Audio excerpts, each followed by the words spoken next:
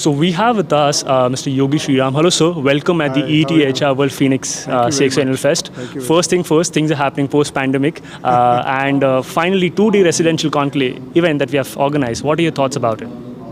I think it's an excellent idea because people are coming together and sharing and discussing their views on real world problems. They've gone through a tumultuous change in their own organization, which was unbudgeted for the last 2 years. They have lots of experiences to share, and some of the thoughts would be carried forward in terms of policies.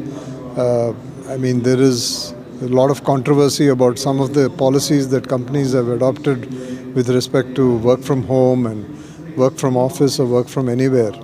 So I think forums like this allow you to think about what could be the ramifications, share experiences, understand from other companies about what they went through, and then concretize a policy, because there's no right and wrong in such things. It's an iterative policy or set of policies, and they're all evolutionary. So I think fora like this are excellent because you can do the sharing in a much more informal, relaxed way. You don't have to be tense about who's watching over the shoulder and what you're saying and so on. And I think that contributes to real learning outside the classroom. Great. And second thing, sir, you had a keynote today. What is the one message that you would like to recall and reshare with us? My message basically to this group was that amongst the rainbow of competencies of an HR person today, I would personally position learning and development as number one. And the reason for that is there is so much of disruption happening in industry. Of course, right from the time the steam engine was invented, disruption has happened. Or when digital watches or when digital photography was invented, so disruption happened.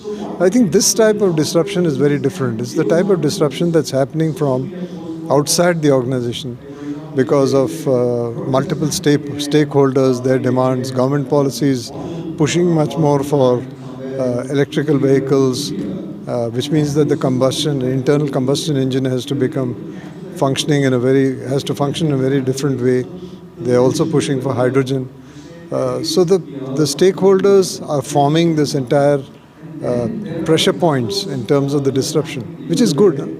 And I think that agenda, in order to cope with it, is profound. And I think continuous pressure points in terms of the disruption, which is good. And I think that agenda, in order to cope with it, is profound. And I think continuous learning, understanding how to incorporate all the modern concepts in learning, such as hyper-personalized learning, ubiquitous learning, synchronous, asynchronous learning, multimodal learning, are all very, very important in order to cope with this kind of drastic disruption.